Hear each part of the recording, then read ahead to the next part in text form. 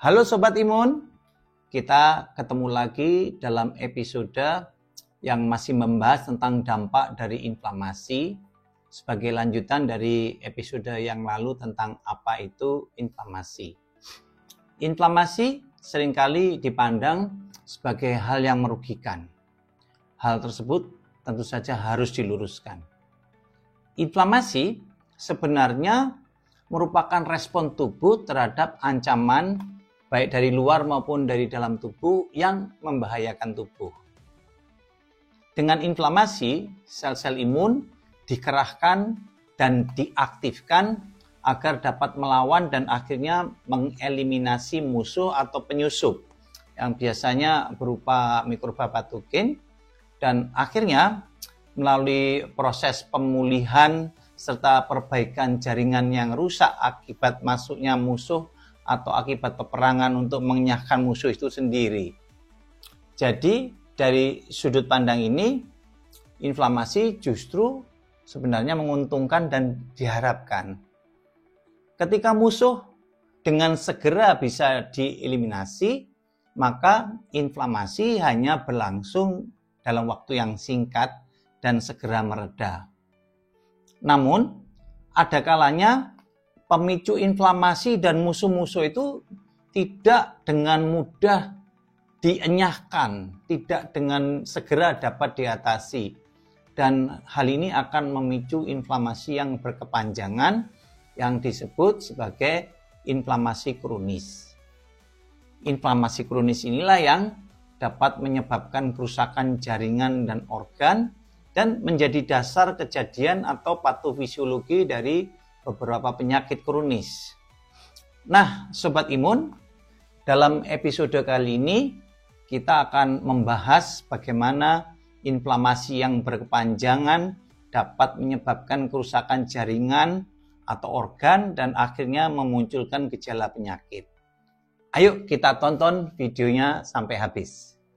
Inflamasi dapat berlangsung kronis akibat dari beberapa hal berikut ini.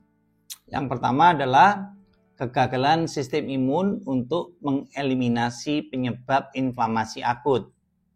Misalnya dalam kasus infeksi oleh Mycobacterium tuberculosis, atau infeksi jamur, atau infeksi parasit yang mampu bertahan dan meloloskan diri dari respon imun untuk jangka waktu yang panjang.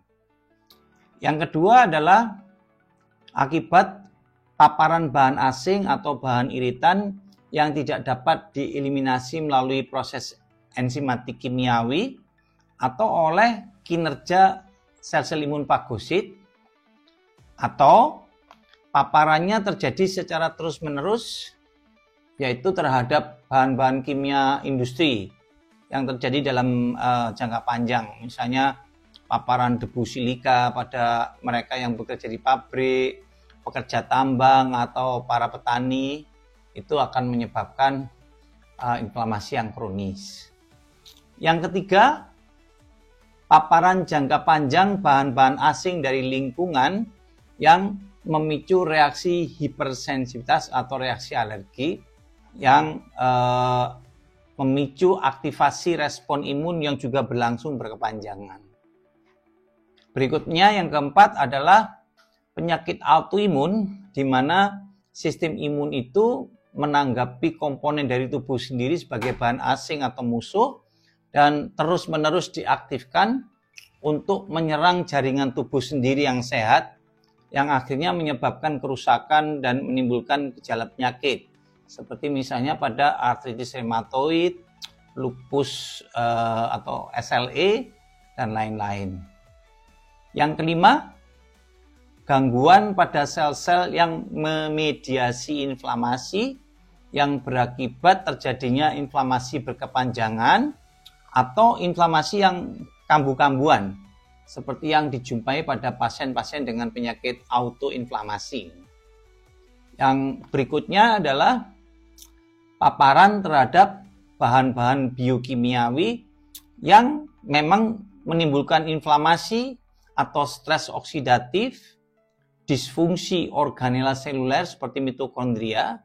Ya, apa itu? Misalnya produksi molekul radikal bebas, produksi protein hasil akhir dari glikasi atau glikosilasi pada pasien-pasien diabetes yang gula darahnya tidak terkendali, paparan terhadap kristal asam urat, lipoprotein teroksidasi, homosistein, dan yang lain-lain yang memicu penyakit jantung aterosklerotik misalnya.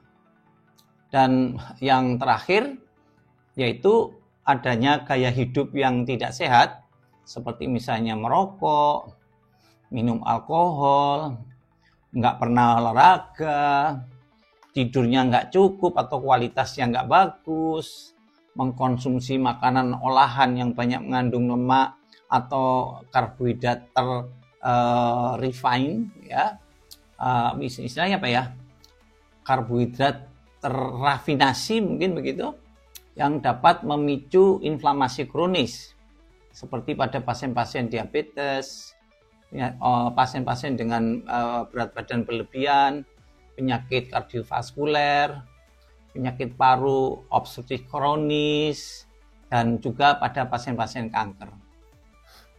Bagaimana inflamasi kronis menimbulkan kerusakan sel dan jaringan?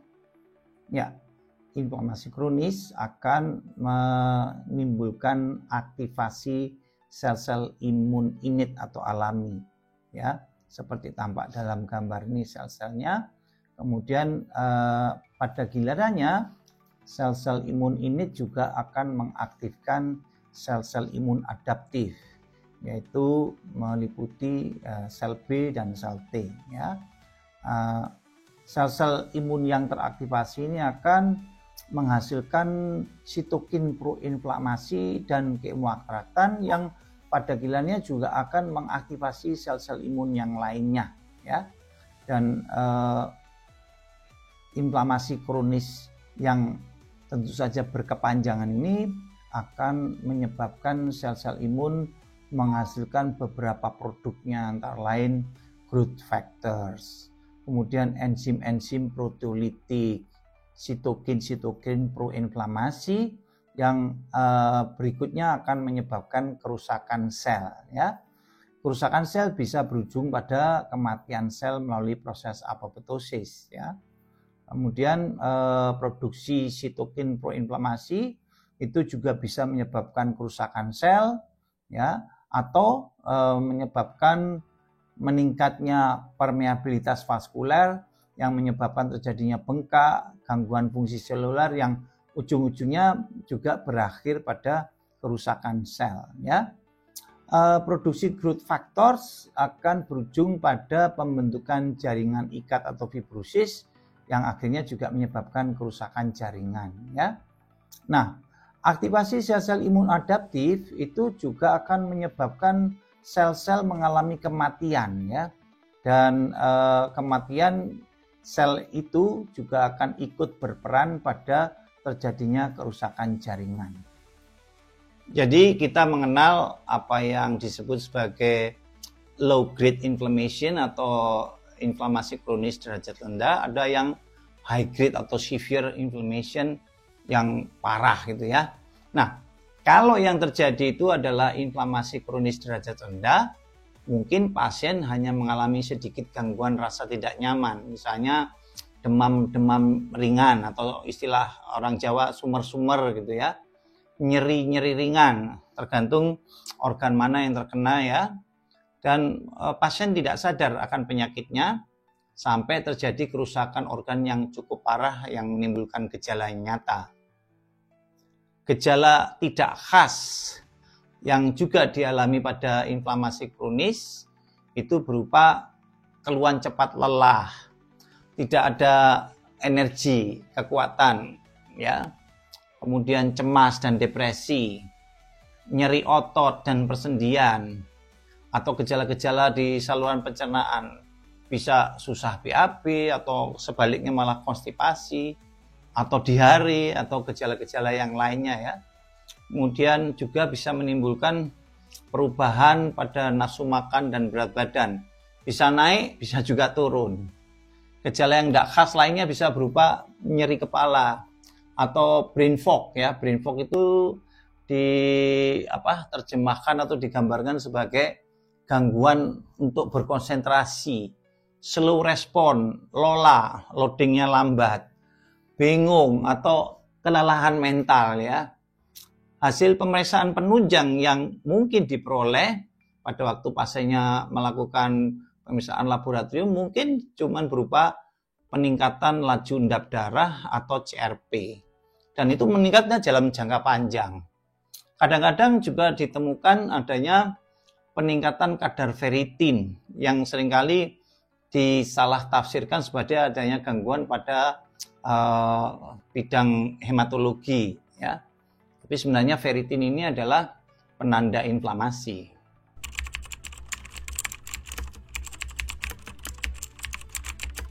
Ya, tentu saja ada beberapa kelompok individu yang berisiko tinggi untuk mengalami inflamasi kronis, antara lain adalah mereka yang usianya lanjut karena terjadi peningkatan molekul-molekul inflamasi akibat tidak berfungsinya mitokondria atau akumulasi radikal bebas, peningkatan lemak visceral yang didapatkan pada mereka yang usianya lanjut.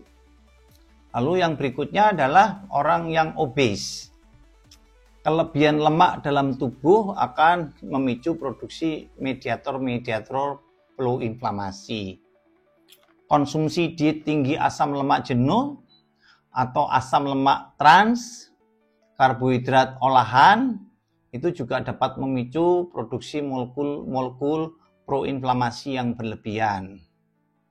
Mereka yang merokok ini memicu produksi mediator proinflamasi, mengurangi produksi molekul antiinflamasi. Individu yang kekurangan produksi hormon testosteron, misalnya pada pria, atau kekurangan produksi estrogen pada wanita, ini juga bisa memiliki peningkatan risiko untuk mengalami inflamasi. Kemudian yang berikutnya adalah mereka yang mengalami stres dan gangguan tidur. Keduanya akan memicu produksi sitokin proinflamasi.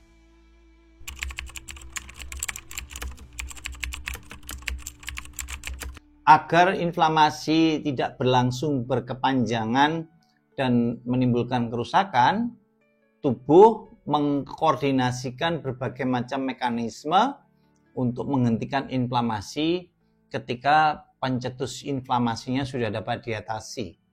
Nah, bagaimana caranya? Antara lain dengan produksi sitokin antiinflamasi atau imunoregulasi. Seperti contohnya TGF-beta, interleukin 10 ya. Berikutnya produksi mediator antiinflamasi seperti lipoksin, resolving, maresins atau leukoprotectins gitu ya, contoh-contohnya. Cara yang lain atau mekanisme yang lain adalah dengan menghentikan produksi molekul proinflamasi yang kita kenal, ini sangat terkenal ya, prostaglandin, leukotrien, kemudian peningkatan produksi molekul antiinflamasi seperti misalnya interleukin 1 reseptor antagonis, reseptor TNF soluble ya, induksi sel-sel proinflamasi untuk mengalami kematian melalui apoptosis dari sel-sel inflamasi misalnya ya. Kemudian membuat agar reseptornya menjadi kurang sensitif terhadap rangsangan proinflamasi, menguraikan kemokin melalui aktivitas enzimatik ya, yaitu contohnya melalui matriks metaloproteinase ya. Dan dalam keadaan di mana inflamasi tidak kunjung mereda, biasanya sintesis enzim ini meningkat dan ini diperlukan untuk mengatasi inflamasi yang berkepanjangan. Nah, jika inflamasinya juga tidak kunjung mereda, maka dalam kondisi itu diperlukan obat-obatan antiinflamasi.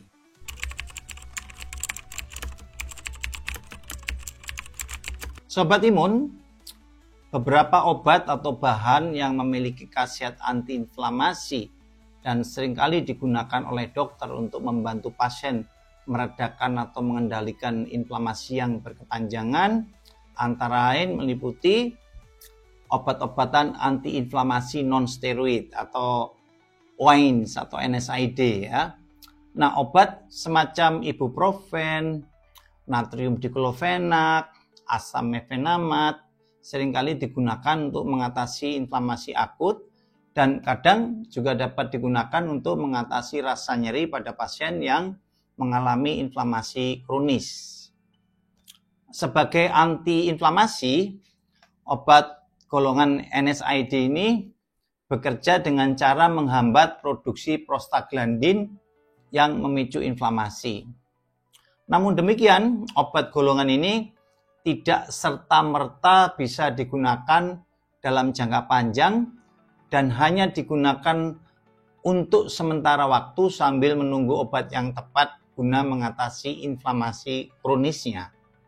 Risiko atau efek samping yang mungkin timbul akibat pemakaian obat NSAID ini antara lain adalah luka di lambung ya, menimbulkan perdarahan saluran cerna.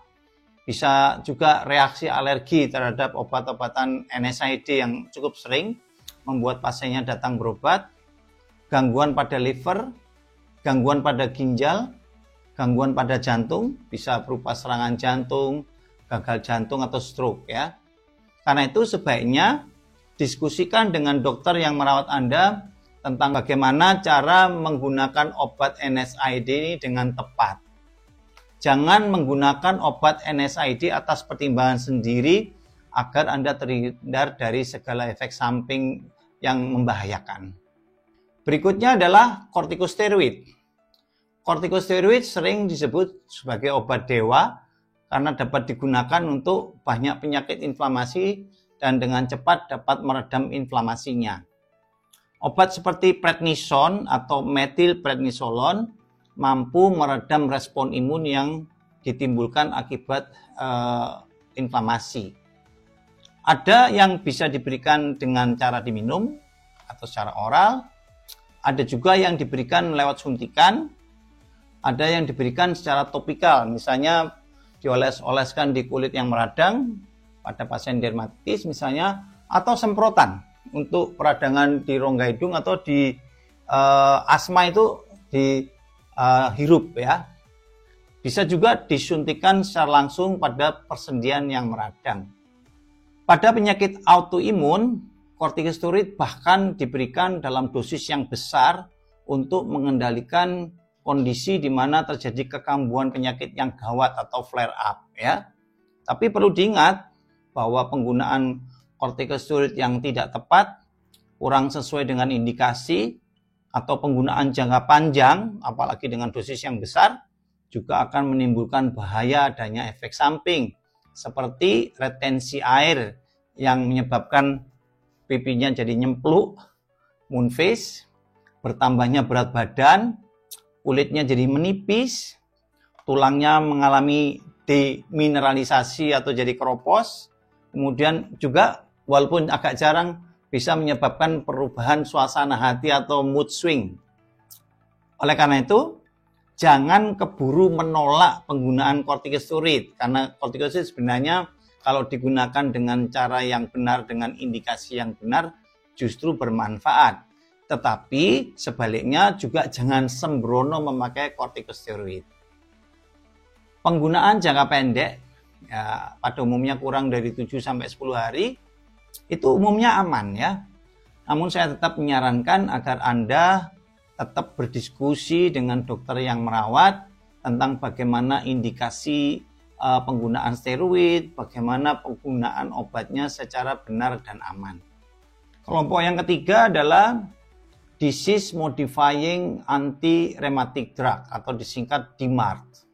Obat golongan ini sebenarnya lebih diindikasikan untuk mengatasi penyakit-penyakit rematik yang patogenesisnya melibatkan adanya inflamasi, termasuk penyakit rematik autoimun, penyakit autoinflamasi, dan kondisi-kondisi lain yang serupa. Beberapa contoh dari obat ini adalah leflunomide, methotrexate, atau hidroksikloroquine yang bekerja untuk menghambat progresivitas kerusakan sendi pada penyakit-penyakit rematik melalui beberapa mekanisme yang berbeda. Leflunomide misalnya menghambat sintesis pirimidin melalui hambatan pada dihidroorotat dehidrogenase atau DHODH. Dampaknya akan menghambat proliferasi dan aktivasi dari sel limfosit T maupun limfosit B, menekan aktivitas faktor transkripsi NF-kappa B, menurunkan produksi sitokin proinflamasi seperti interleukin 1 dan TNF-alfa, dan dengan demikian dapat meredam inflamasi. Bagaimana cara kerja methotrexate? Methotrexate bekerja dengan cara memicu pelepasan adenosin oleh sel-sel fibroblast yang selanjutnya akan berikatan dengan reseptornya pada permukaan sel-sel imun dan menekan aktivitas sel-sel imun yang proinflamasi, kemudian menekan aktivasi NF-kappa B, serta memicu apoptosis sel-sel limfosit T. Hidroksikloroquine bekerja dengan cara meningkatkan pH, menghambat dimerisasi rantai alfa dan beta molekul MHC kelas 2, kemudian menghambat presentasi antigen pada limfosit T autoreaktif, dan dengan demikian juga menekan respon inflamasi. Bersama obat-obatan jenis yang lain, ketiga obat tersebut di atas sudah lolos uji keamanan dan terbukti bermanfaat untuk terapi antiinflamasi pada pasien-pasien dengan penyakit rematik inflamasi.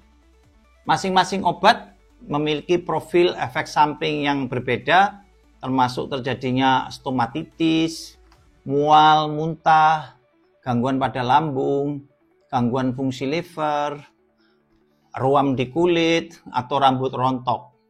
Nah, oleh sebab itu, saya juga menganjurkan agar sobat imun sekalian berdiskusi dengan dokter yang merawat tentang bagaimana cara menggunakan obat-obatan golongan ini secara tepat dan aman. Yang keempat adalah obat imunosupresan. Imunosupresan adalah sekelompok obat-obatan yang menghambat atau menekan intensitas respon imun tubuh. Obat golongan ini dapat digunakan untuk macam-macam indikasi, termasuk juga untuk meredam inflamasi. Nah, berdasarkan mekanisme kerjanya, obat ini dapat dikelompokkan menjadi obat inhibitor transkripsi, misalnya siklosporin, ya. Kemudian inhibitor sintesis nukleotida, misalnya azathioprin, mycophenolate mofetil. Golongan inhibitor transduksi sinyal growth factor, misalnya sirolimus, leflunomide, dan inhibitor diferensiasi sel-sel imun, termasuk limfosit T dan limfosit B. Selain efeknya yang menurunkan respon imun dan menyebabkan penggunanya menjadi relatif lebih rentan terhadap infeksi, masing-masing obat tadi memiliki efek samping yang unik. Misalnya siklosporin dapat meningkatkan tekanan darah, menyebabkan gangguan elektrolit, ya. Kemudian azathioprin dapat menyebabkan mual, muntah, ruam di kulit, ya. Sama seperti obat yang lain, penggunaannya sebaiknya didiskusikan dengan dokter yang merawat. Yang kelima adalah obat atau bahan biologis. Bahan biologis ini merupakan bahan atau zat yang diproduksi secara biologis. Artinya dihasilkan oleh makhluk hidup atau dibuat dari produk makhluk hidup atau turunan sintetisnya yang sudah dimodifikasi, yang digunakan untuk tujuan preventif atau terapi penyakit, misalnya pada penyakit kanker, penyakit inflamasi, atau penyakit lainnya, ya. Berbeda dengan DMARD yang menghambat respon imun secara total, obat biologis atau bahan biologis ini hanya menghambat secara spesifik. Misalnya hanya khusus menghambat protein tertentu yang menyebabkan terjadinya inflamasi. Nah, bahan biologis lebih kompleks dan lebih sulit diproduksi ketimbang obat DMARD yang konvensional, dan karena itu wajar kalau harganya jauh lebih mahal ya. Nah, yang termasuk bahan biologis contohnya adalah antibodi, sitokin atau interleukin, dan vaksin. Bahan biologis yang biasa digunakan untuk penyakit autoimun dapat dikelompokkan menjadi 4 kategori, yaitu kategori yang pertama adalah inhibitor TNF, yang kedua adalah inhibitor interleukin, yang ketiga adalah inhibitor limfosit B, yang keempat adalah inhibitor limfosit T. Ya. Contoh untuk inhibitor TNF adalah adalimumab atau dikenal dengan nama dagang Humira, etanercept, nama dagangnya Enbrel, golimumab, nama dagangnya Simponi, atau infliximab, nama dagangnya Remicade. Contoh inhibitor untuk interleukin antara lain adalah anakinra, yang kita kenal dengan nama dagang Kineret, atau canakinumab, ya, nama dagangnya Ilaris, guselkumab, Tremiva, isekizumab, Taltz, risankizumab, sarilumab, sekukinumab, tocilizumab, ustekinumab, ya. Banyak contoh-contohnya, belakangnya map itu menunjukkan bahwa dia adalah monoklonal antibody, ya. Kemudian contoh untuk inhibitor limfosit B adalah belimumab dan rituximab, ya. Contoh untuk inhibitor limfosit T antara lain adalah abatacept, ya. Obat-obatan golongan tersebut di atas hanya diindikasikan jika pasien penyakit rematik autoimun gagal diatasi dengan obat DMARD konvensional. Obat-obatan biologis ini pada umumnya akan menyebabkan efek yang tidak diinginkan berupa peningkatan risiko terjadinya infeksi. Oleh karena itu, sebelum menggunakan obat golongan ini, pasien harus disaring terlebih dahulu, tidak boleh menderita penyakit-penyakit infeksi, misalnya TBC atau hepatitis B, ya. Risiko untuk mengalami reaktivasi herpes dan toksoplasmosis juga meningkat. Inhibitor limfosit B itu tidak aman untuk digunakan pada wanita hamil dan harus dihentikan minimal 6 bulan sebelum ibu-ibu yang menggunakan obat itu mulai hamil, ya. Manfaat terapi pada masing-masing pasien nggak seragam. Jadi obat tertentu mungkin bisa cocok untuk pasien tertentu, sedangkan obat yang lain cocok juga untuk pasien yang lain. Nah, pemantauan yang ketat oleh dokter sangat diperlukan untuk memastikan manfaat dari obat ini dan menghindari terjadinya efek samping yang dialami oleh masing-masing pasien.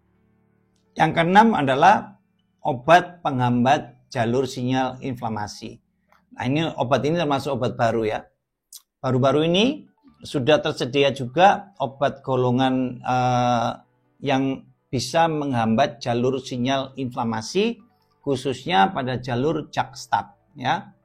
Yang sudah tersedia di Indonesia saat ini adalah baricitinib, ya, mungkin dipasarkan dengan nama dagang Unamiti, dan juga abrucitinib, ya, nama dagangnya Freorla.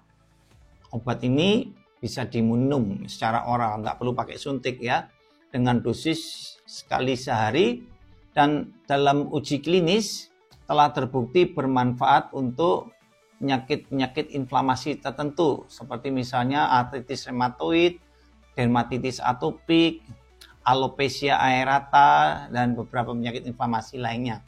Nah, efek samping yang perlu diwaspadai adalah risiko terjadinya infeksi, gangguan fungsi liver, peningkatan kadar lemak darah, serta penurunan jumlah sel-sel darah. Demikian Sobat Imun, bahasan singkat kita tentang inflamasi kronis yang bisa memicu kerusakan jaringan dan organ. Kita sudah meninjau kondisi apa saja yang berpotensi memicu inflamasi kronis dan juga menyinggung obat-obatan apa saja yang bisa digunakan sebagai antiinflamasi. Dalam kajian berikutnya akan kita bahas bagaimana mekanisme kerja berbagai obat antiinflamasi untuk mengatasi gejala penyakit seperti pada penyakit alergi dan penyakit autoimun. Sobat Imun, semoga bahasan singkat tadi menambah pemahaman Sobat Imun sekalian tentang bagaimana inflamasi kronis bisa menyebabkan kerusakan jaringan dan organ.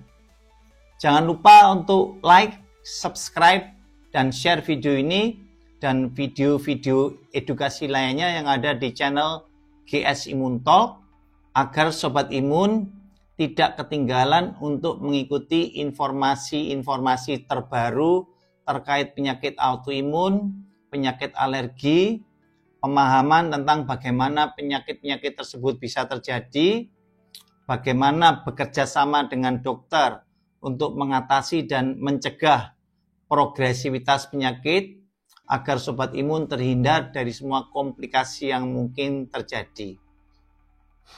Jika ada hal-hal yang ingin Sobat Imun tanyakan, jangan ragu-ragu untuk sampaikan pertanyaan di kolom komentar ya. Kami akan selalu berusaha menanggapi dan menjawab pertanyaan Sobat Imun sekalian. Kita akan jumpa pada episode berikutnya. Salam imun sehat,